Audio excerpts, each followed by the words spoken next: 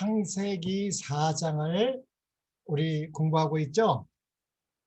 가인과 아벨의 제사.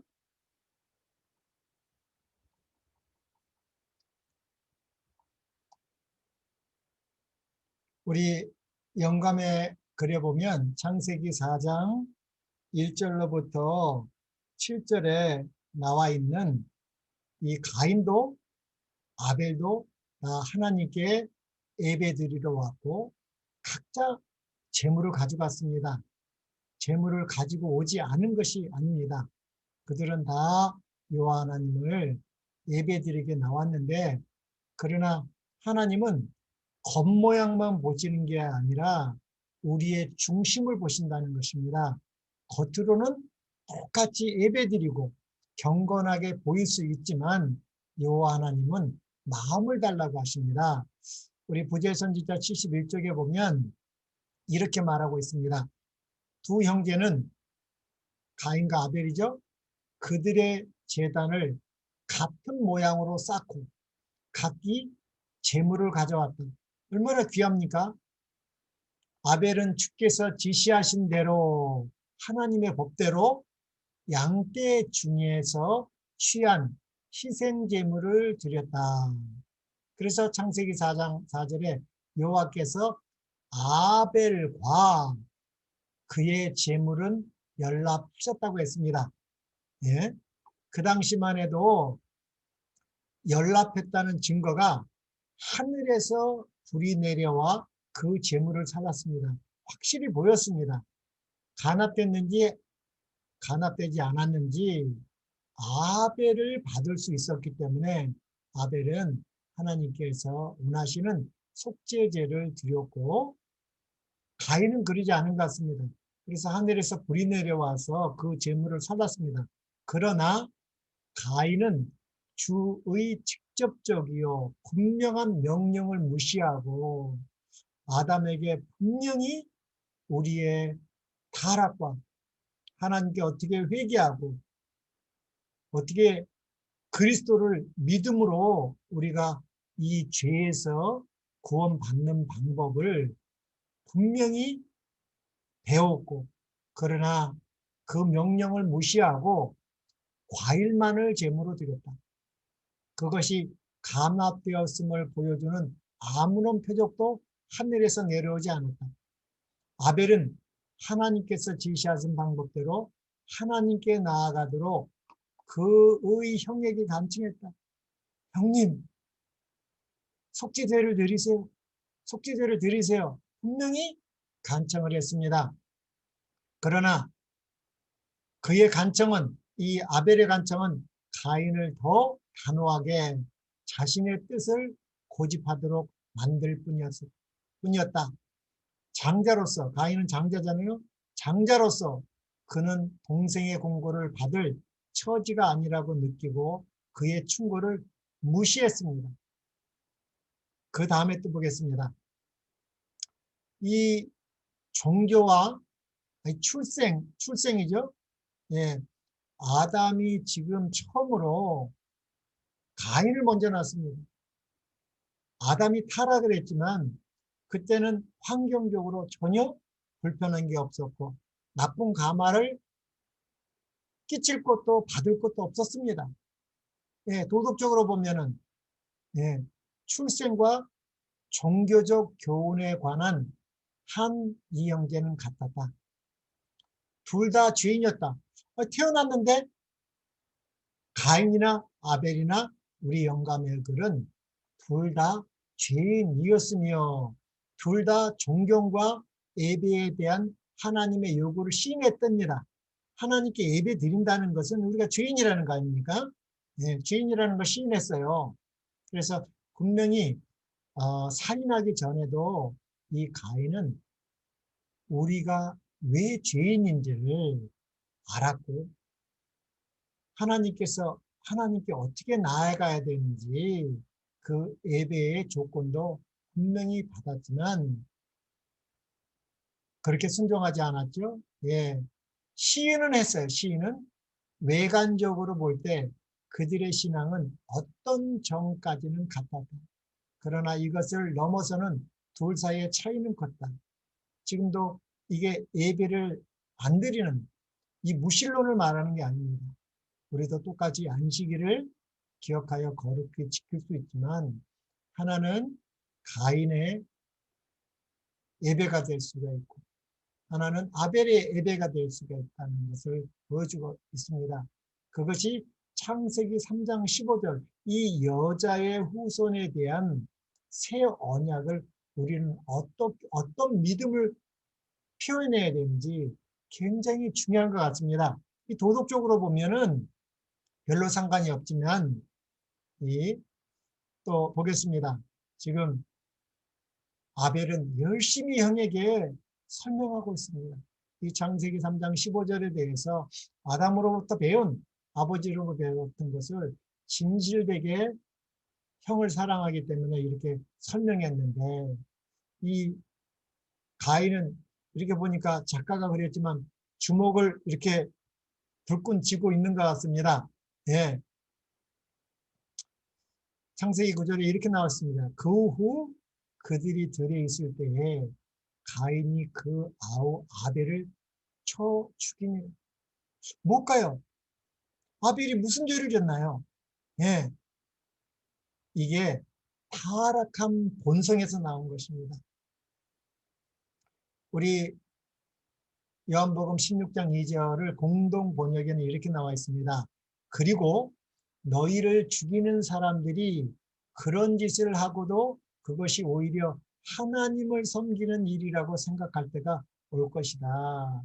이렇게 아벨처럼 하나님을 다르게 믿는 자와 이 가인처럼 하나님을 믿지만 다르게 믿는 자가 있다는 것입니다. 우리는 어떻게 믿어야 될까요? 또 무죄 선지자 이렇게 나와 있습니다. 아벨은 온유하게 그러나 두려움 없이 단호하게 하나님의 공의와 선하심을 옹호하였다. 아벨은 가인의 잘못을 지적하고 잘못은 그 자신에게 있다는 것을 확신시키려고 노력하였다. 이때 뭐 살인하고 도둑질하고 거짓말하고 그런 게가 아니었잖아요. 예, 죽이기 전에는 예, 창세기 3장 15절에 나와 있는 그 예배에 대해서 우리 죽은 자가 어떻게 예수 그리스도 안에서 새 생명을 갖는지 이 구원의 경륜을 믿는 바를 합당하게 설명한 것이죠. 그래서 이 아벨은 하나님께서 그들의 부모를 즉시 사형에 처하실 수도 있으셨지만 그들의 생명을 빼앗지 않으신 하나님의 긍휼하심을 지적하고 그분께서 그들을 사랑하셨다는 것과 그렇지 않았다라면 그분께서 그들이 범죄함으로 초래한 형벌을 무시하시고 거룩하신 그분의 아들이 당하도록 허락하시지 않았을 것이라고 주장하였다. 원래는 선악을 알게 하는 나무를 나는 당연히 어떻게 해요? 죄 싹은 사망이기 때문에 둘째 사망을 받아야 되지만 이 창세 이후로 죽임을 당한 어린 양이 되셨다는 것입니다. 그래서 우리에게 육체의 생명을 허락하셨다는 이 새 언약을 설명하고 있는 것입니다. 이 아벨은 온전히 이걸 깨달았고 가인은 그걸 무시했습니다. 그에게 이렇게 단호하게 두려움 없이 이 창세기 3장 15절에 나와 있는 여자의 후손 새 언약에 대해서 말했습니다. 이 모든 말은 가인의 분노를 더 맹렬하게 불타오르게 했다. 이성과 양심은 그에게 아벨이 옳다고 말했지만 지금까지 자기의 공고를 들어오던 아우가 이제는 건방지게도 그를 불명예스럽게 만들고 자기의 반역에 조금도 동의하지 않는다 하여 경노했습니다. 다른 게 아니죠. 다른 게 아닙니다. 가인은 경노하여 그의 동생을 살해했다. 살인자 가인은 곧 그의 죄에 대해서 답변하도록 하나님께서 불렀습니다. 창세기 4장 9절로 12절에서 바로 불렀죠. 여호와께서 가인에게 이르시되 내 아우 아벨이 어디 있느냐. 그가 가로되, 가인이 벌써 아벨은 죽었죠. 가인이 가로되 내가 알지 못하나이다. 내가 아우를 지키는 자니까. 지금 하나님이 살아계시고 있는데도 이렇게 거짓말을 하는 것입니다. 가인은 죄 중에 너무 깊이 빠져서 하나님의 끊임없는 임재하심과 그분의 위대함과 천지하심을 느끼지 못하였다. 그리하여 그는 자기의 죄를 감추려고 거짓말을 하였다. 또다시 주께서 가인을 부르셨습니다. 네, 창세기 4장 11절로 12절에 보면 내가 무엇을 하였느냐. 내 아우의 핏소리가 땅에서부터 내게 호소하느니라고 말씀하셨다. 하나님께서는 가인에게 그의 죄를 자복할 기회를 주셨어요. 그에게는 반성할 충분한 시간이 있었다. 그는 그가 저지른 행위가 얼마나 흉악한지를, 그리고 그것을 감추려고 말한 거짓말이 얼마나 흉악한지를 알았다. 그러나 그는 여전히 반역적이었으므로 더 이상 선고는 연기되지 않았다. 가인에게 간청하고 공고하시던 하나님의 음성은 다음 같은 무서운 선고를 내렸다. 창세기 4장 12절에 땅이 그 입을 벌려 내 손에서부터 내 아우의 피를 받았은즉 내가 땅에서 저주를 받으리니 내가 밭가라도 땅에 다시는 그 효력을 내게 주지 아니할 것이요 너는 땅에서 피하여 유리하는 자가 되리라. 이렇게 두 번째 가인에게 또 이렇게 저주가 임했습니다. 그 저주는 하나님의 회개에 기회를 줬지만은 끝까지 받아들이지 않았고 그 은혜에서 떠나가는 것입니다. 이 첫 살인자의 생명을 취하지 않으심으로 하나님께서는 온 우주 앞에 대쟁투의 관계가 있는 한 교훈을 제시하셨다. 이 대쟁투에 관한 한 교훈을 주셨어요. 이 바로 이 벌하지 않은, 생명을 취하지 않은 그 교훈을 주셨는데 가인과 그의 후손들의 어두운 역사는 죄인들을 영원히 살게 하여 하나님께 대한 반역을 계속하도록 허락한다면 그 결과가 어떠했을지에 대한 예증이다. 하나님의 오래 참으심은 악인들을 더 그들의 악행에 담대하게 만들고 도전적으로 만들 뿐이었다. 가인에게 선고가 내린 지 15세기 후에 15세기 한 1500년 후에 온 우주는 이 노아홍수죠. 온 우주는 세상의 범람한 범죄와 부패 가운데서 가인의 감화와 모본의 결과를 목격하였다. 하나님의 율법을 범한 타락한 인류에게 내린 사형 선고는 정당하고 자비스러운 처사라는 것이 명백하게 드러났다. 사람들이 죄 중에 오래 살면 살수록 더 타락하게 되었다. 재갈을 물리지 않은 악의 생애를 단축시키고 굳어진 반역 정신을 가진 자들의 감화를 세상에서 제거하신 하나님의 선고는 저주가 아니라 오히려 축복이었다고 이렇게 말하고 있습니다. 그래서 회개할 기간을 주었지만 가인은 끝까지 회개하지 않았습니다. 그것은 여호와를 떠나는 것이었습니다. 창세기 4장 이렇게 4장 16절에 22절에 가인이 여호와 앞을 떠나, 이게 참 중요한 말입니다. 떠난다는 거. 떠나 나가 에덴 동편 노 땅에 거하였더니 아내와 동침하니 그가 잉태하여 에녹을 낳은지라. 이 에녹은 착한 에녹이 아닙니다. 가인의 첫 아들 같아요. 가인이 성을 쌓습니다. 여호와를 떠났고 이 노시라는 말은 이 유리하다는 것입니다. 예, 하나님 없이 살려니까 우리가 예수 그리스도 안에서 성령의 음성을 듣고 성령이 인도하는 대로 성령의 열매로 가면 얼마나 행복한 삶입니까? 그러나 성령 없이 여호와를 떠나서 혼자서 유리하려니까 어때요?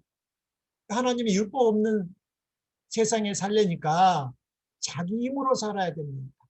그래서 하나님께서는 생육하고 번성하여 땅에 충만하라. 이렇게 땅에서 흩어져서 땅을 충만하게 하라고, 그리고 오직 여자의 후손을 기다리는 삶을 통해서 이 구원에 대한 것을 가르쳐 줬지만 가인은 여호와 앞을 떠나서 자기 성을 쌓고 그 아들의 이름으로 성의 이름을 지었습니다. 예, 가인이 성을 쌓고 그 아들의 이름으로 성을 이름하여 에녹이라 하였더라. 그리고 이제 계속 읽어보면 그는 또 그 아들은 장막에 거하여 육축치는 자의 조상이 되었더라. 그는 수금과 소퉁을 잡는 모든 자손의 조상이 되었더라. 그러니까 이런 음악에도 굉장히 뛰어났고 이 농사뿐만 아니라 또 이렇게 가축하는 데도 굉장히 타고났나 봅니다. 또 그는 동철로 각양 날카로운 기계를 만드는 자요. 그러니까 이런 물건들 그런 걸 굉장히 잘 만드는 것 같고요. 그래서 여기 그 가인의 후손들은 이렇게 어, 자기들의 업적, 여기 보면 이 롯이라는 말은 유리함이라는 뜻입니다. 예, 요압을 떠나서 유리하는 자가 됐으니까 세상 신을 의지해야 됩니다. 그래서 이 창세기 4장의 가인의 후손들은 다 자기 업적을 계수하는 내용이 나옵니다. 자기가 못하는 자가 되었더라, 뭐하는 자가 되었더라, 성을 쌓았더라, 자기 이름을 내었더라, 이런 자기의 업적을 계수하는 일에 시간을 다 보내서 결국은 멸망을 받는다는 것이죠. 이 창세기 4장하고 창세기 5장하고 구분이 어떻게 바뀌는지 우리는 성경에서 이것을 잘 구분해야 될 것 같습니다. 우리가 가인의 후손들처럼 우리의 이 짧은 시간, 70이요, 80이요. 그 당시에는 한 1000년같이 살았지만 자기의 업적만을 위해서 살아가는 잔치. 또 부제선지에 이렇게 나왔습니다. 하나님의 저주를 받고 가인은 그 아버지의 가족을 떠나갔다. 그는 먼저 땅을 경작하는 일을 직업으로 삼았고 참 농사도 잘 진 것 같아요. 다음에 한 도시를 건설했습니다. 하나님 없이 살아야 되니까 이 도시를 건설하여 그의 장자의 이름 에녹을 따라 도성에 이름을 줬습니다. 하나님의 이름을 내는 것이 아니라 자기 이름을 내는 것입니다. 그는 에덴의 회복에 대한 약속을 버리고 죄로 저주받은 세상에서 자기의 소유와 즐거움을 얻으려고 요압을 떠났다. 그리하여 그는 이 세상 신을 숭배하는 많은 무리의 조상이 되었다. 이 가인의 후손들은 단순히 세속적이고 물질적인 발전에 있어서는 탁월하였다. 그러나 그들은 하나님에 대해서는 무관심하였고 사람을 위한 하나님의 목적에도 반대하였다. 그런데 아벨은 천막이나 오두막에서 살면서 양치는 생활을 하였으며 셋의 후손들도 그와 같은 길을 따라서 스스로 땅에서는 외국인과 나그네로라 하였으며 하늘에 있는 더 나은 본향을 사모하였다. 우리는 어느 길을 가야 되겠습니까?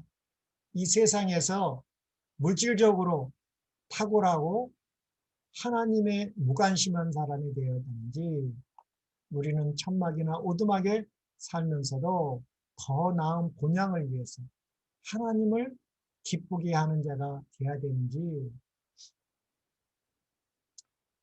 그리고 이 창세기 4장 가인의 후손의 업적이 나오고, 마지막으로 다시 이제 얼마나 이 아담과 하와가 실망을 일으켰겠습니다.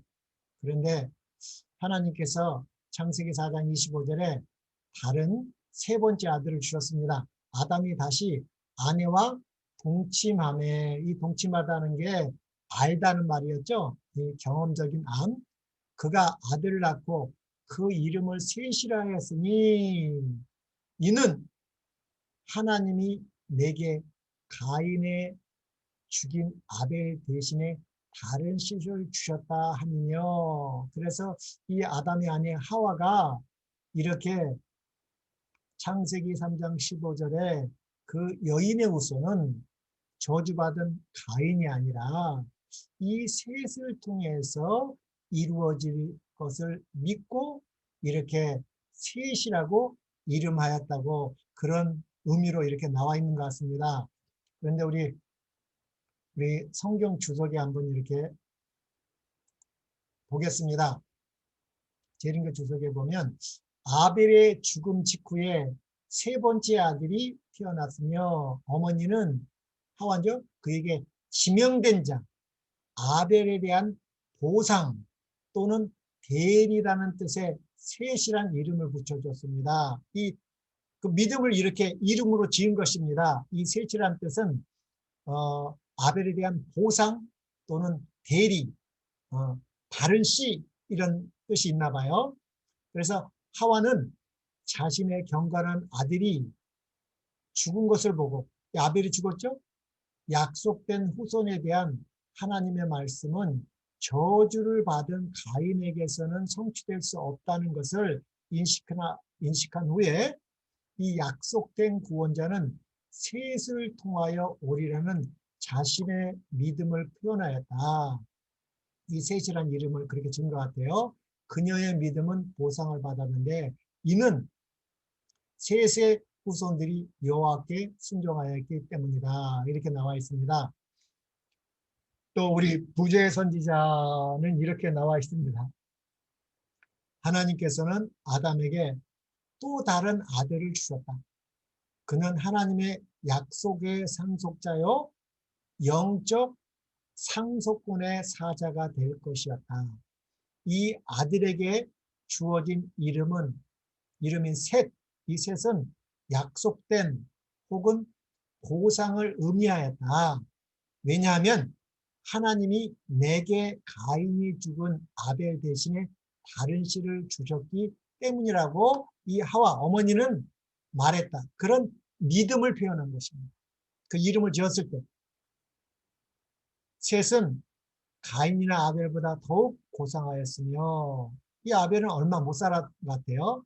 아담의 다른 아들들보다 그를 더 많이 닮았다. 그는 훌륭한 인물이었으며 아벨의 발자취를 따랐다. 그리고 이제 마지막 절에 이 셋이 에노스를 낳습니다.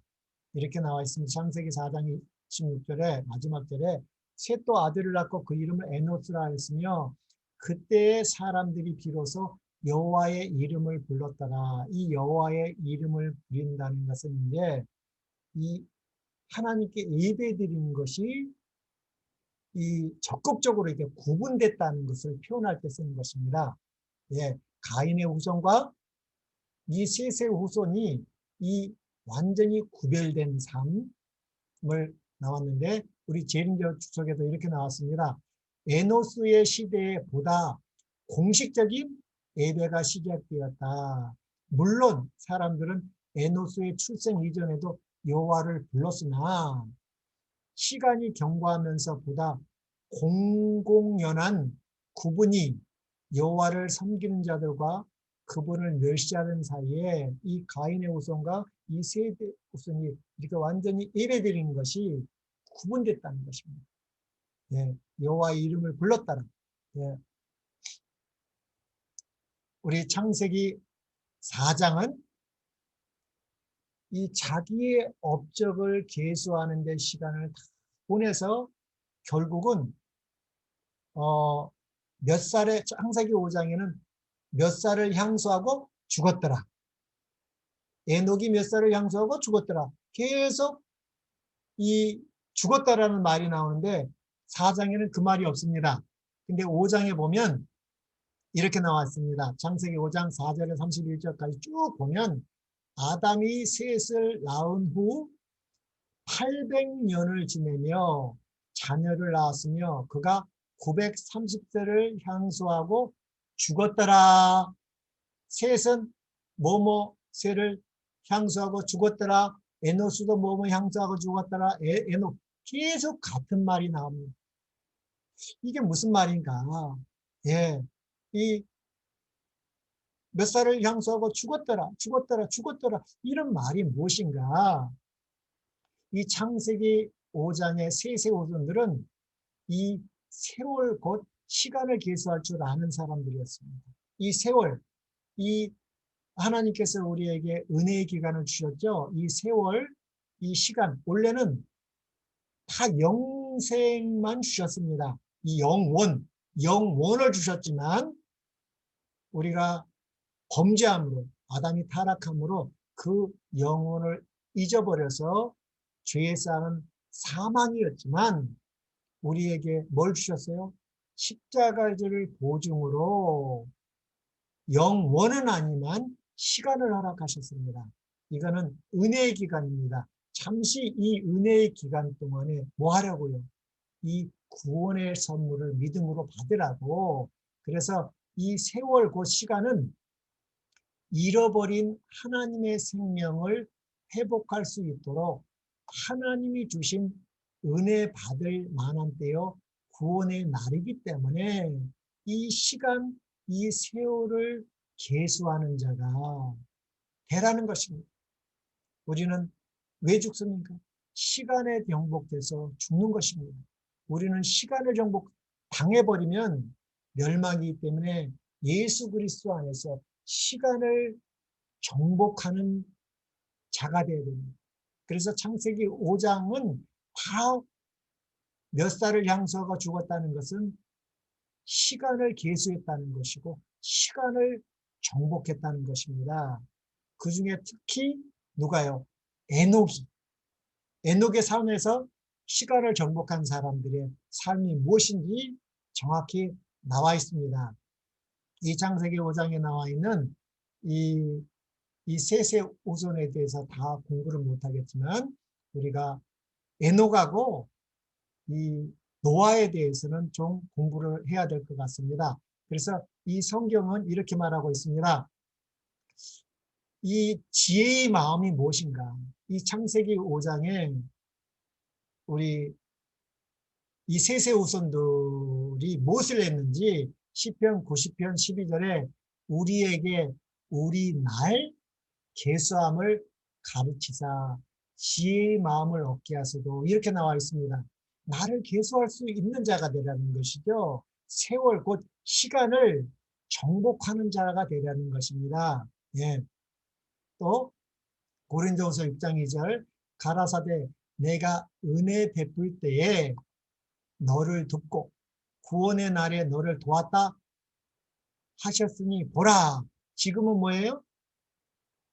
하나님께서 우리에게 세월 곧 시간을 주신 것은 은혜의 기간을 주신 건 뭐하라고요?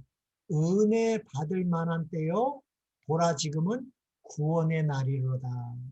이 시간을 잘 사용하고 정복하는 자가 되어야 된다는 말이죠. 또 우리 에베소 5장 16절에 보면 세월을 아끼라 때가 악하니라 이렇게 나왔습니다. 여기는 세월, 시간을 아끼라는 말입니다. 근데 이것은 보편적인 것이고 우리 영어 성경에 보면 이 직역하면 redeeming the time because the days are evil이라고 했습니다. 이거는 뭐예요? 시간을 구속하라는 거예요. 이 redeem이라는 말은 구속하라는 말입니다. 시간을 뭐 하라는 거예요? 세월을 구속하라, 정복하라는 말입니다. 누구 안에서? 그리스도 안에서 정복하라고 우리에게 지금 이 날 계수함으로 그것이 지혜의 마음이라는 것을 시편 기자는 말하고 있는 것입니다. 그래서 창세기 5장은 시간을 정복한 자에 대해서 얘기하고 창세기 4장의 가인의 후손들은 자기의 업적만을 계수함으로 시간에게 정복되었기 때문에 몇 살을 향수하고 죽었다는 말이 없습니다. 우리는 지금 시간을 정복하는 자가 되어야 되겠습니까? 세상 업적만을 계수하다가 멸망하는 자가 되어야 되겠습니까?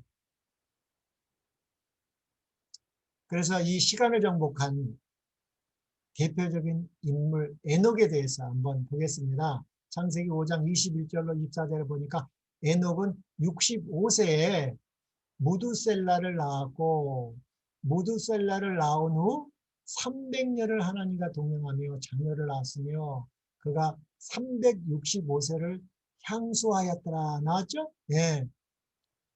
에녹이 하나님과 동행하더니 하나님이 그를 데려가심으로 세상에 있지 아니하였더라. 이렇게 짤막하게 나와 있습니다. 이 성경에는. 그러나 우리 영감에 그려보면 에녹의 삶에 대해서 굉장히 많은 양을 활용해서 우리에게 보여주고 있습니다. 우리는 정말 에녹과 같은 삶을 살려면 에녹의 삶이 무엇인지 알아야 되지 않겠습니까? 한번 읽어보겠습니다. 에녹은 이 옛시대에 하나님을 사랑하고 공경하였으며 그분의 계명들을 지켰다.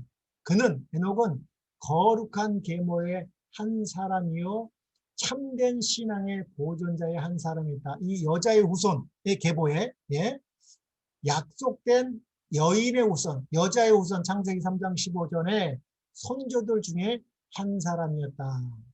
에녹은 아담으로부터 누구로부터요? 아담으로부터 타락의 어두운 이야기와 이 아담은 거의 9세대까지 살았기 때문에 아담은 진정으로 회개하고 이렇게 가인에게 아벨에게 세속에 전했습니다. 누구에게도요? 이 에녹에게도 타락의 어두운 이야기와 그 약속에 나타난 하나님의 은혜에 관한 위안을 주는 이야기를 들었다. 에녹은 오실 구속주를 의지했다. 장남이 태어난 후 에녹은 이 무두셀라가 태어난 후 에녹은 더 높은 경험에 이루고 하나님과 더 친밀한 교제 가운데로 이끌려 들어갔다. 아브라함도 이삭을 낳고 더 그렇게 했죠? 네.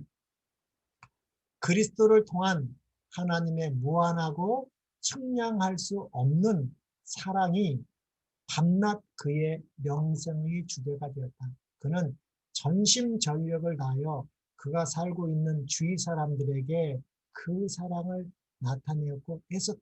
전도했다는 것입니다. 에녹은 세세 후손되려면 전도한 게 아닙니다. 사는 것은 분명히 구분돼서 살았습니다. 하나님은 흩어져서 생육하고 번성하여 땅에 충만하라 했기 때문에 에녹은 그렇게 살았습니다. 그러나 전도는 세세 후손에만 간 게 아니라 그 타락한 가인의 후손들을 책망하고 사랑의 고민을 오랫동안 했습니다. 네. 에녹이 하나님과 동행한 것은 황홀경 속에서나 이상 중에서가 아니었습니다. 우리도 이렇게 하나님과 동행하는 것을 이 황홀경, 이상 중에 하는 건데 에녹은 어떻게 하나님과 동행했냐면 이게 핵심이 나와 있습니다. 에녹은 어디에서요? 일상생활의 모든 의무, 단순한 것부터 가정생활이나 직장생활이나 이 가장 일상생활의 모든 의무를 행하는 가운데서였다.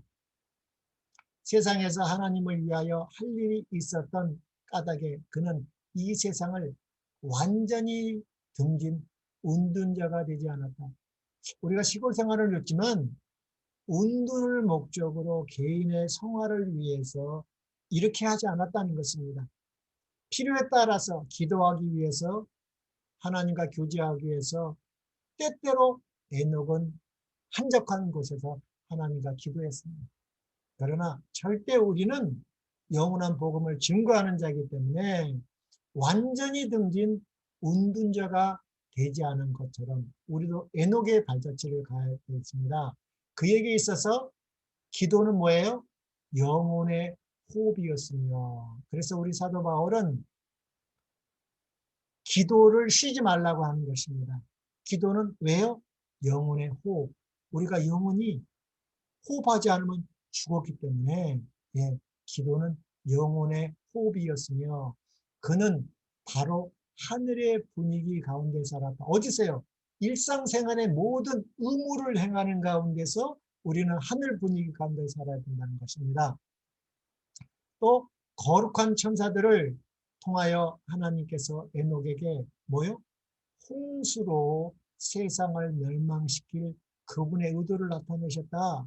예, 하나님께서는 두 번 심판하시죠. 큰 것이 첫째는 물입니다. 또 하나는 뭐예요? 불입니다. 그래서 에녹은 이 홍수에 대한 심판을 들었고, 또 우리는 뭐예요? 조금 있으면 불로 심판받는다는 것을 압니다. 우리도 에녹처럼 이렇게 어떻게 우리는 해야 되는지 또 읽어보겠습니다. 그분은 또 구속의 경륜을 에녹에게 더 완전하게 나타났다. 예언의 신을 통하여, 여기 예언의 신, 이 에녹 때도 예언의 신이 있었나요? 궁금하죠? 우리가 예언의 신에 있는데 또 여기에도 이렇게, 그래서 우리가 이 예언의 신이란 말을 오해하면 안 됩니다. 이 예언의 신이란 말은 성령을 말하는 것입니다. 성령 하나님께서 예언을 주장하실 때에 이름이 뭐예요? 예언의 신이라는 것입니다.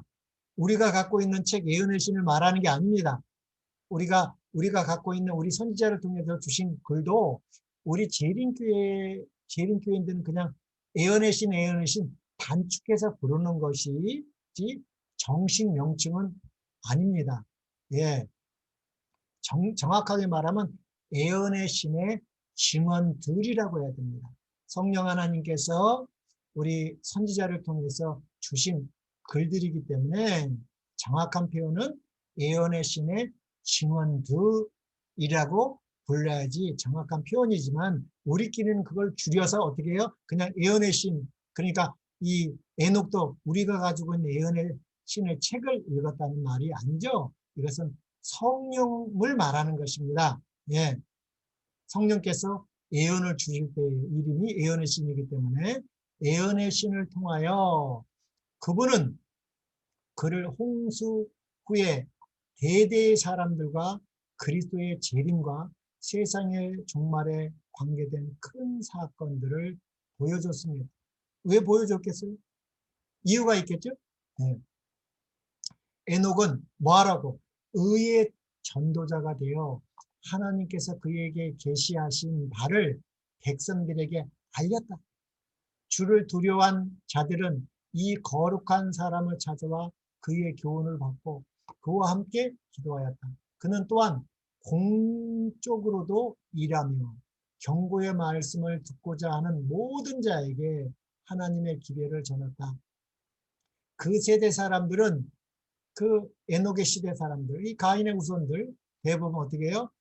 금, 은, 보석을 모으거나 이 땅에서 소유물을 축적하는 데 관심을 두지 않은 에녹의 어리석음을 조롱하였다. 그러나 에녹의 마음은 영원한 보화에 있었다. 우리도 에녹처럼 우리의 마음에 영원한 보화가 있어야 됩니다. 그는 하늘 도성을 바라보았다. 그는 시온 가운데서, 우리 시온산? 네, 시온 가운데서 영광 중에 계신 왕을 바라보았다. 우리는 하늘을 바라보았다. 예수님이 지금 하늘 성소에서 뭘 하고 계시는지, 그 영광 중에 뭘 하고 계시는지 그 예수를 놓치면 안 되겠죠? 그의 생각과 마음은 하늘에 있었으며 그의 대화는 하늘에 관한 것이었다.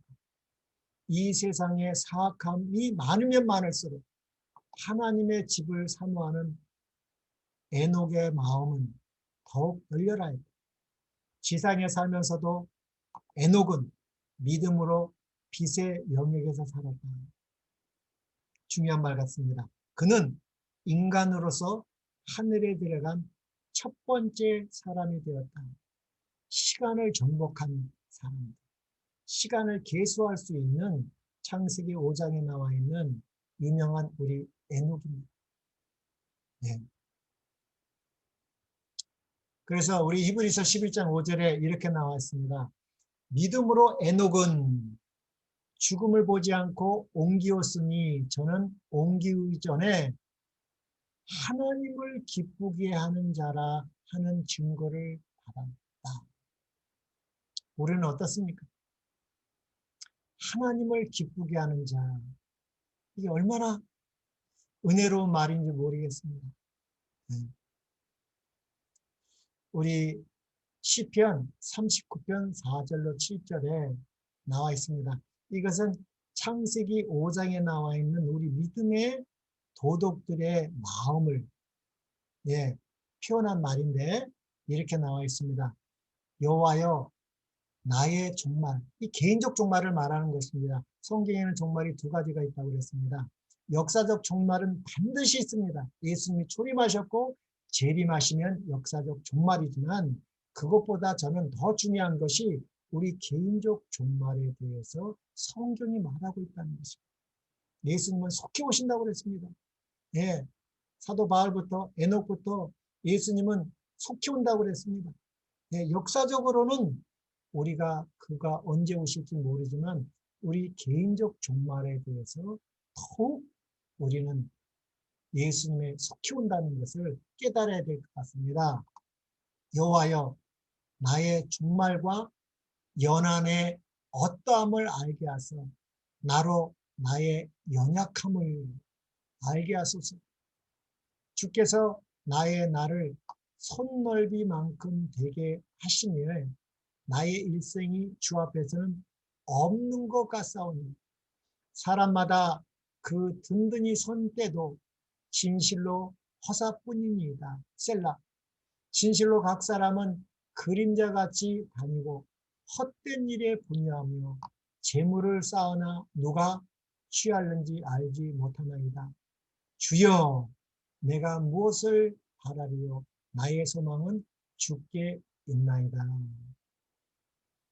그래서 성경은 인생의 연약성, 곧 죽을 수밖에 없고 소망이 없음을 솔직하고 직설적으로 이렇게 표현한 것입니다. 창세기 5장에 우리 믿음의 도덕들은 인간의 연약성, 곧 죽을 수밖에 없는 소망이 없는 사람이 어떻게 이 여자의 후손을 통해서 우리가 다시 시간을 정복하고 시온에 이를 수 있는 남은 자손들에 대한 이야기 같습니다.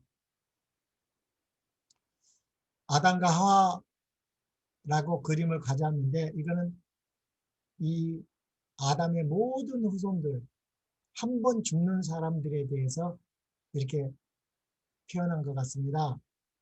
모든 사람은 이렇게 한 번 태어나서 어떻게 해요? 다 죽습니다. 에녹도 마찬가지죠. 에녹도 이 홍수 전에 죽음을 보지 않고 가고 또 우리 불로 심판하기 전에 또 가잖아요. 그 대표적 인물로 갔지만 이 에녹도 타락한 본성을 태어났죠. 그래서 그 타락한 육성을 잊고 가지는 않았습니다. 홀연히 변화됐습니다. 네, 신령한 명으로 변화됐기 때문에 이 육체는 죽은 거나 마찬가지입니다. 그래서 모든 사람을 한 번 죽습니다. 그거를 뭐라고 그래요? 개인적 종말이라고 합니다. 이 개인적 종말이 있습니다. 또 한 번 종말이 있죠? 그것이 뭐예요? 예수님 재림하실 때 역사의 종말이 있습니다. 예수님은 속히 오신다고 그랬습니다. 이 역사적 종말을 보면 어떻게 돼요? 아무도 몰라요. 그러나 이 개인적 종말에 대해 우리는 깊이 생각할 줄 알아야 됩니다. 이 두 번에 다 개인적 종말, 역사적 종말. 우리는 죽고, 우리는 예수 그리스도는 죽고, 눈 뜨면 그 다음날이 뭐예요? 예수님 재림입니다. 역사적 종말하고 똑같은 것입니다. 우리는 죽으면 더 이상 예수 그리스도 안에서 시간을 정복했기 때문에 더 이상 시간이 없습니다. 죽고 나면. 그리고 편히 예수 그리스도 안에서 죽은 자들이 복이 있기 때문에 눈을 뜨면, 그 다음날 눈을 뜨면 뭐가 되는 거예요?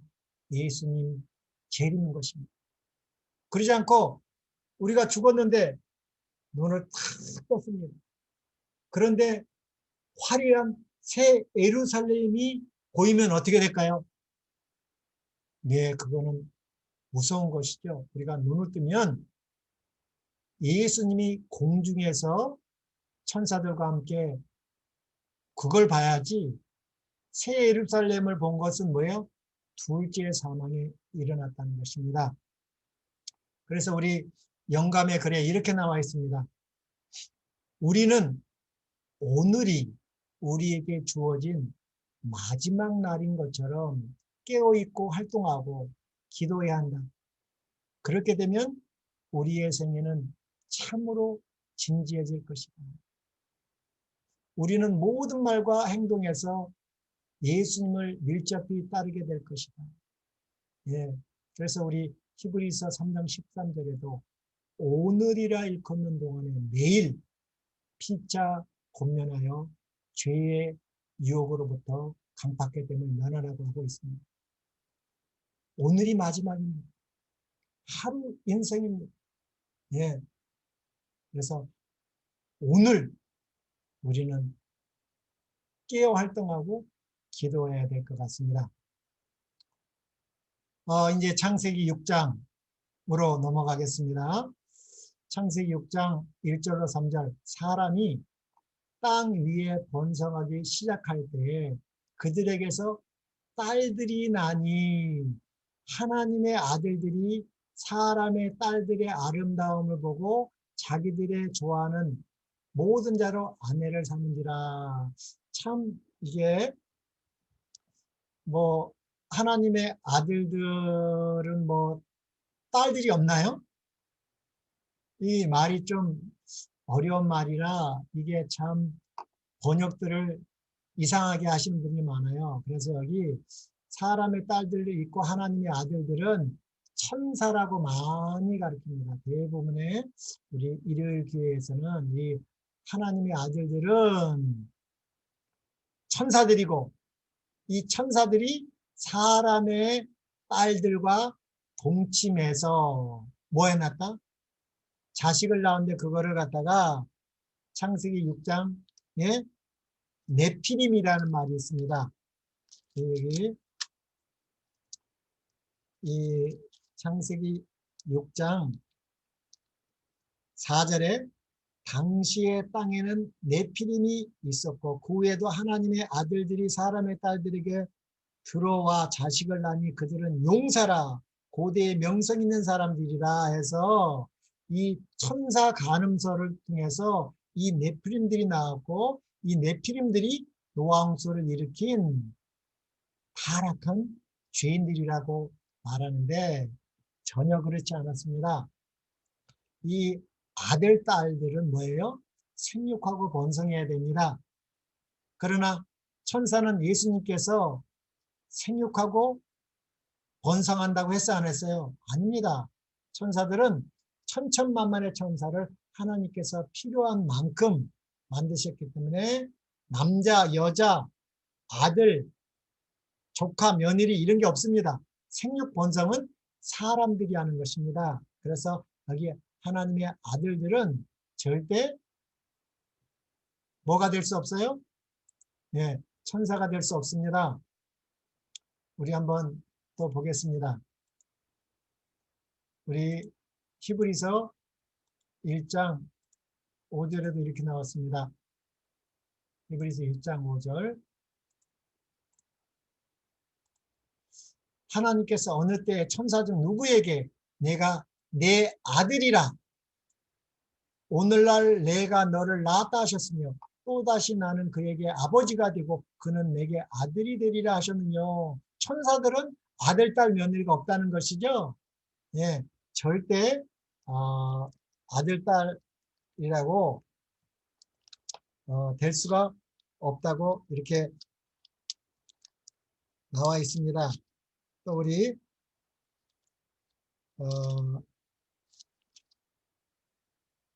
성경에도 이렇게 나와 있는데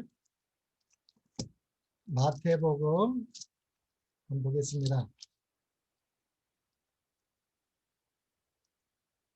마태복음 잠깐만요. 마태복음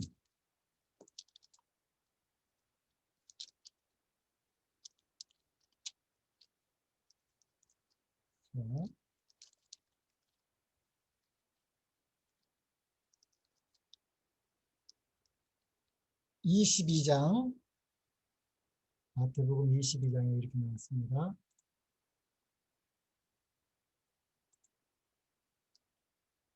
23절부터도 여기 부활이 없다는 사두개인들이 그날이 예수께 와서 물어가로되, 이 성경에는 사두개파와 바리새파가 있습니다. 이 사두개파는 유대인 중에서도 한 5% 아주 귀족들입니다. 예, 부자고 특히 제사장들이 많았죠. 그리고 현실주의자들입니다. 예, 그런데 참 이상한 일이 이들은 부활을 믿지 않았고 천사도 영도 믿지 않았습니다. 그래서 이제 그들에게 이렇게 논쟁하면서 이렇게 형사치도를 설명하면서 이렇게 대답합니다. 예수께서 대답하여 가라사대 너희가 성경도 하나님의 능력을 알지 못하여 고로 오해하였다. 우리도 이 제사장들 얼마나 이거 지금으로 말하면 목사님보다 더 위격 같은데 그들이 뭐예요? 성경도 하나님의 능력을 알지 못하는 거로 오해하였다. 부활할 때는 뭐예요? 장가도 아니 가고 시집도 아니 가고 하늘에 있는 천사들과 같으리라고 했습니다. 네, 천사들은 시집장가 안 간다는 것이죠. 우리가 부활해서 또 시집장가 안 간다는 것이죠. 그래서 이 천사들은 시집 가고 장가가 오지 않는다고 성경은 분명히 말하고 있습니다. 또 우리 욥기에도 이렇게 욥기에 보면 이렇게 나와 있습니다. 욥기 38장에 보면 때에 여호와께서 폭풍 가운데로서 욥에게 말씀하여 가라사대 무지한 말로 이치를 얻게 하는 자가 누구냐? 너는 대장부처럼 허리를 묶고 내가 내게 묻는 것을 대답할지니라. 내가 땅에 기초를 놓을 때, 이 지구 창조할 때는 말하는 거죠. 내가 어디 있느냐? 욥에게 묻습니다. 내가 깨달아 알거든 말할지어다. 그러면서 이렇게 나옵니다. 그때 6동안의 천지를 창조하시고 이제 이날은 이제 안식일이었던 것 같습니다. 그래서 이 지구에서 대배를 보는 것 같아요. 그때 새벽별들이 함께 노래하며 하나님의 아들들이 다 기쁘게 소리하였느니라. 그래서 이 새벽별들은 천연계의 별도 되지만 상징적으로 누구예요? 천사들을 말합니다. 그리고 또 누구요? 하나님의 아들들은 우주 거민들을 말하는 것이죠. 예. 그런데 여기 창세기 여기 6장에 나오는 여기 하나님의 아들들은 이 우주 거민들이 이 땅에 왔다는 말이 아니죠. 예.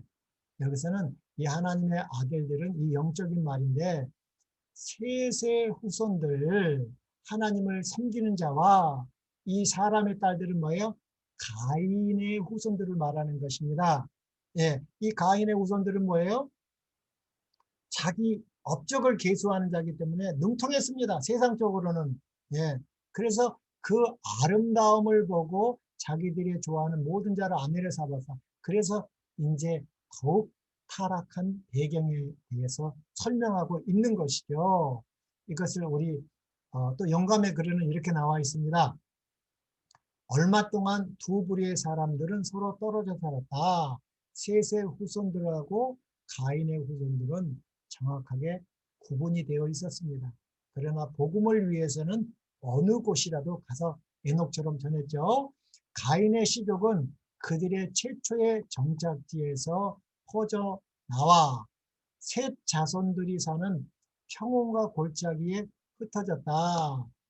셋의 후손들은 악에 물들게 하는 그들의 가면을 피하기 위하여 어디로요? 산지로 물러나 그곳에서 살았다. 이와 같이 서로 떨어져 사는 동안에는 그들은 하나님을 예배하는 일에 순교를 유지하였다. 그러나 시간이 흐름에 따라 그들은 점차로 골짜기의 주민들과 위험을 무릅쓰고 섞기 시작하였다. 이 교제는 최악의 결과를 초래하였다. 창세기 6장 2절에 대한 설명이죠. 하나님의 아들들, 셋의 후손들이죠. 사람의 딸들, 가인의, 그죠? 사람의 딸들의 아름다움을 보았다. 셋의 자손들이 가인의 후손의 딸들의 아름다움에 혹하여 그들과 통혼함으로 여호와를 불쾌하였다. 이렇게 나와고 있습니다. 또 오늘은 또 여기까지 해야 될 것 같습니다.